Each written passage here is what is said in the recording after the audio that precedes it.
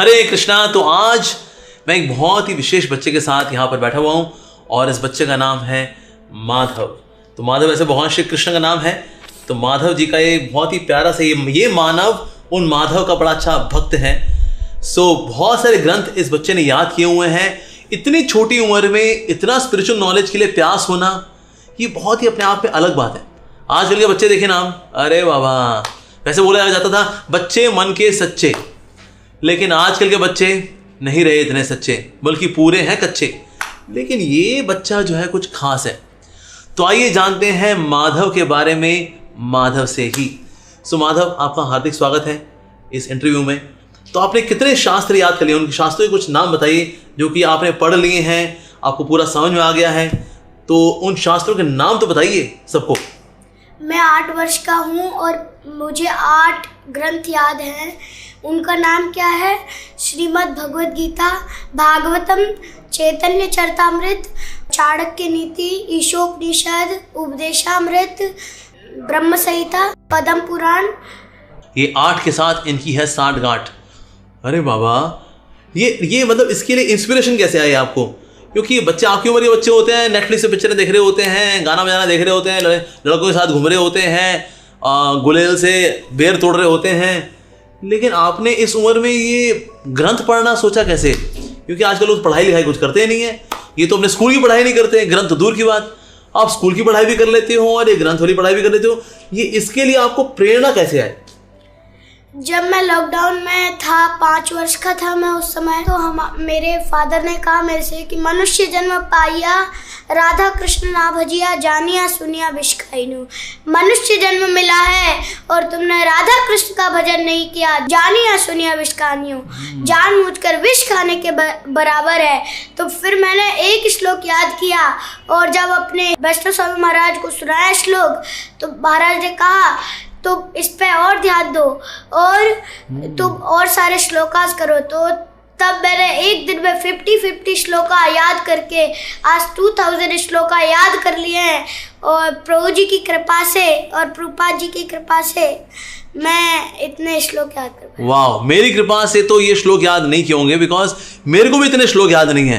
तो इसलिए मेरी कृपा से तो हरगिज नहीं है, पर निश्चित रूप से भगवान की तो बहुत ढेर सारी कृपा है माधव के ऊपर। भगवान श्री राधा माधव जी ने माधव के ऊपर कृपा की, तो इतने सारे इनको श्लोक याद है। आपकी पसंद के टॉप 3 श्लोकास बताइए और उसकी ट्रांसलेशन बताइए, और आपको क्यों पसंद, थोड़ा ये बताइए। क्योंकि मेरे को ये श्लोका श्रीमद् भागवतम के प्रथम स्कंद के प्रथम अध्याय के 3य श्लोक है। निगम कल्पतरुर्गलितं फलं शुकमुखादमृत द्रव्यसंयुतं पिबत भागवतं रसमालयं मुहुरहो रसिका भुवि बाबुका।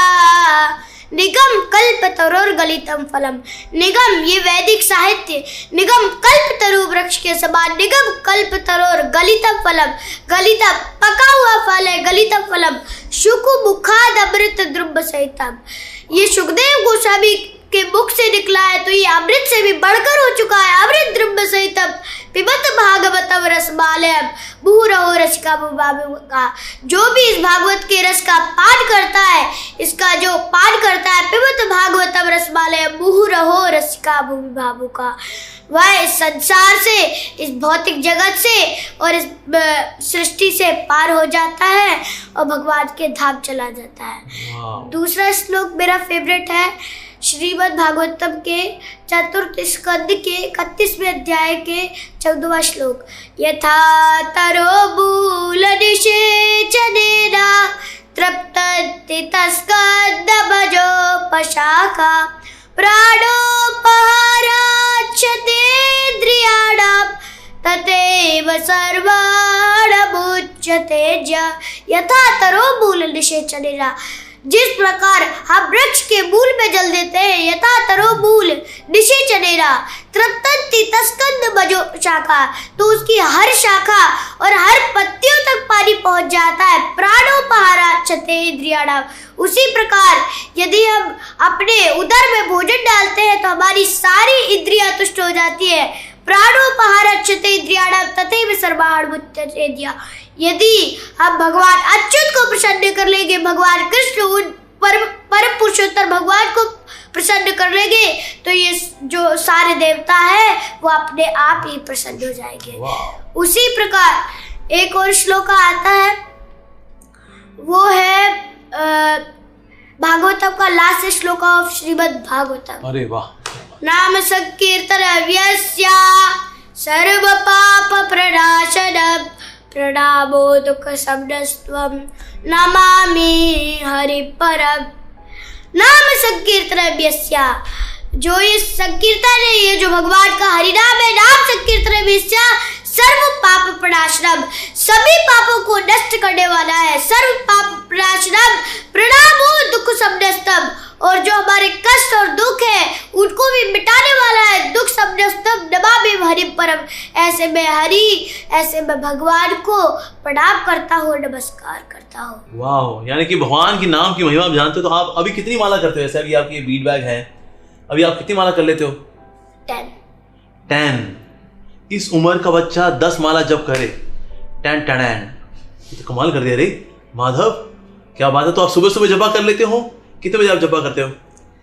मैं सुबह 5 बजे उठता हूँ, उसके बाद भागवतम का रिवीजन करने के बाद इसको करता हूँ। भागवतम का रिवीजन, ये रिवीजन में क्या क्या कवर करते हो और कितनी देर करते हो रिवीजन? रिवीजन कभी 3 चैप्टर हो जाता है, कभी 2 चैप्टर, कभी 1 चैप्टर, यदि बड़ा होता है तो। वाह। उसके बाद श्रीमद् भागवतम के बाद इसका माला करते हैं। तो ये स्टडीज में आप कितना समय देते हो? जैसे हमने कोविड में पढ़ाई शुरू की थी, तो उन दिनों में तो पढ़ाई खूब बुरी हो गई, कुछ करने को नहीं है, ज्यादा पढ़ाई की। तो आज अभी आप गुरुकुल में पढ़ाई कर रहे हो? यस।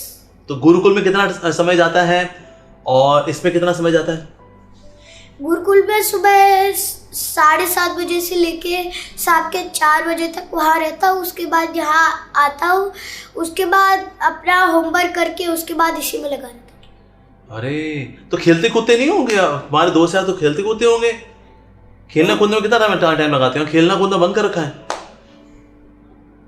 गुरुकुल में थोड़ा थोड़ा खिला देते हैं, उसी से बन। अच्छा, उसमें खेले तो भाई खेलता भी बच्चा, ऐसा नहीं भाई किताब पढ़ रहा है, शेर का ध्यान रखता ही नहीं है। नहीं, ऐसा नहीं है। गुरुकुल में पढ़ाई भी करता है, खेलना कूदना भी करता है, लेकिन वापस आकर के वो गेम्स नहीं खेल रहा होता। Need for speed, candy crush, आज का सारे बच्चे उसी में लगे हुए हैं। इस बच्चे से सारे बच्चों को प्रेरणा लेनी चाहिए कि वापस आकर के अगर रिक्रिएशन ही करना है, आमोद प्रमोद करना है, तो किस में करना चाहिए? बुक्स में करना चाहिए। आपको क्या लगता है कि आपकी लाइफ में ये बुक्स को जो आपने पढ़ा, तो आपकी लाइफ में क्या वैल्यू ऐड हुई? आपको लगा कि ना ये तो मेरी लाइफ में एकदम झिंगा लाला हो गया, जस्ट बिकॉज मैं शास्त्र पढ़ रहा हूँ ना, ये लाइफ में मेरे को ये 2-3 चीजें तो कमाल की मिल गई। ऐसा क्या मिला आपको शास्त्र पढ़ के? पहले मैं सोचता था कि ये मटेरियल वर्ल्ड की जो पढ़ाई है, इससे हम मतलब बड़े बड़े काम बनते हैं, पर जब मेरे को प्रेरणा मिली महाराज से कि तुम्हें भगवान की भक्ति करनी चाहिए, जब मैंने इन 8 ग्रंथों को पढ़ा, तब मेरे को पता चला कि असली रस तो केवल भगवान की महिमा है। यदि हम इस भौतिक संसार में फंस जाएंगे, इस आ ब्रह्मा बहुनालो का पुनरावर्तिनो अर्जुना, अगर इसको करेंगे हम तो फिर इसी में फंस जाएंगे, इस मटेरियल वर्ल्ड में फंस जाएंगे और 84 लाख योनि में फंस जाएंगे। और इससे फंसने से अच्छा क्यों ना हम भगवान की भक्ति करके भगवान के लोग जाए और इस संसार में क्यों बिताएं, क्योंकि कलयुग तो अभी तो कुछ नहीं है। कलयुग पर जब घोर कलयुग आएगा तब हम क्या करेंगे? तब हम इस संसार में तड़पेंगे, क्या होगा हमारा? इसलिए हमें अभी भक्ति कर लेनी चाहिए, क्योंकि प्रहलाद महाराज भी सप्तम स्कंद के 6वें अध्याय के पहले श्लोक में बोलते हैं, कौमारमाचरित प्राज्ञो धर्मान् भागवतानिहा दुर्लभम मानुषम जन्मा तदेप्याद्रमर्थदम। कौमारम आचरित प्रज्ञो, हमें कौमार अवस्था से भगवान की भक्ति करनी चाहिए, बालिकाल अवस्था से हमें भगवान की भक्ति करनी चाहिए। कौमारम आचरित प्रज्ञो धर्मान् भागवतानिहा, ये हमारा धर्म है, धर्मान् भागवतानिहा दुर्लभम मानुषम जन्मा, और ये मनुष्य जन्म बहुत दुर्लभ है। दुर्लभम तदिप्य ध्रुवार्थदम, इसी को करने से, भगवान की भक्ति को ही करने से हम इस संसार से पार हो पाएंगे, इस 84 लाख योनि से पार हो पाएंगे। वाह, तो ये तो वर्ड बाय वर्ड आप एक्सप्लेन कर देते हो। आपने संस्कृत सीखी हुई है? क्योंकि बच्चे तो संस्कृत पढ़ नहीं पाते, पठम पठम पठानी, संस्कृत कभी ना आनी, आनी तो भूल जानी, मास्टर से डंडे खानी। तो हम तो संस्कृत जानते नहीं भैया जी। तो आपने इतनी छोटी उम्र में क्या आपने संस्कृत ही सीख लिया क्या? यहाँ से अभी श्लोक याद किए हैं, संस्कृत आप धीरे धीरे करके सीखोगे? क्या क्या क्या माजरा है सारा है संस्कृत का? ये प्रभुपाद जी की बुक्स है, उसमें संस्कृत लिखी रहती है, उससे सीखता हूँ। उसी से सीख लिए? मतलब श्लोक पढ़ते पढ़ते संस्कृत ही सीख लिया साथ साथ में? मतलब ये तो कमाल की बात है भाई, कि शब्दों को अलग अलग करके समझाना। बच्चे को होता है एक बार याद करते हैं, फिर बढ़च करके जो है ट्रांसलेशन बताते हैं, पर ये तो तोड़ तोड़ करके शब्दों को एक्सप्लेन करते हैं। दैट्स रियली प्रेज वर्दी। तो आप क्या संदेश देना चाहेंगे? अब जो बच्चे हैं ये तो फेसबुक पे लगे हुए हैं, फेस के आगे बुक अब रही नहीं इनकी, तो आप मतलब कोई टिप देना चाहेंगे कि आप ऐसा करो तो आप भी ऐसा करना शुरू कर सकते हो? तो शुरू करने के लिए जो आपने किया उसके लिए कोई टिप देना चाहेंगे आजकल के बच्चों को?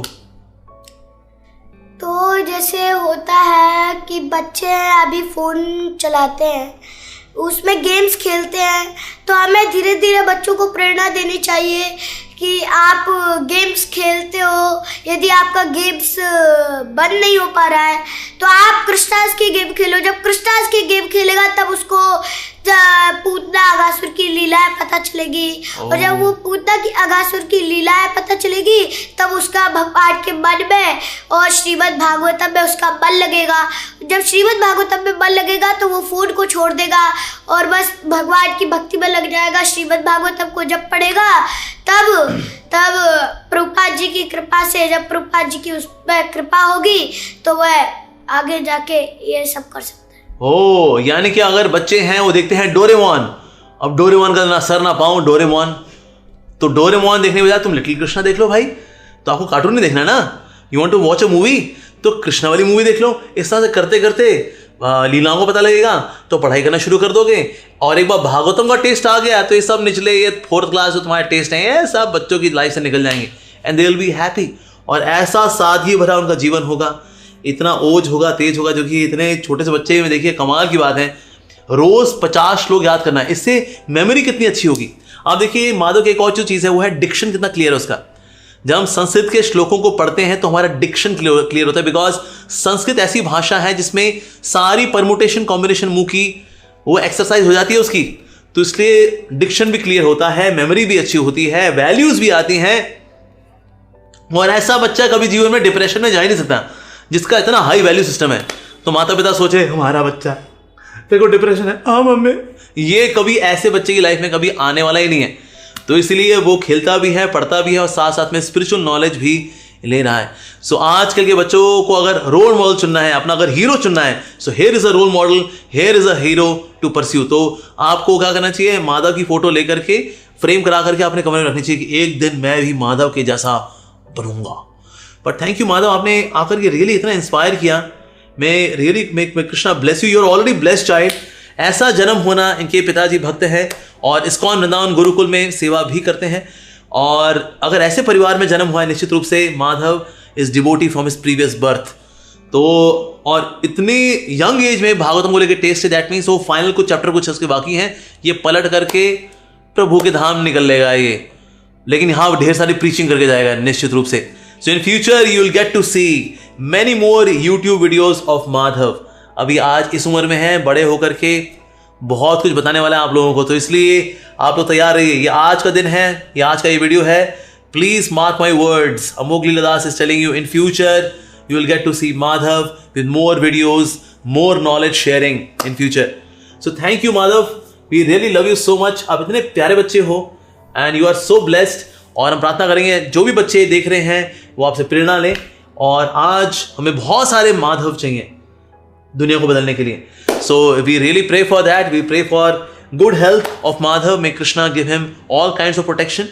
So we pray for him by chanting Hare Krishna, Krishna Krishna, Hare Hare, Hare Ram, Ram Ram, Hare Hare.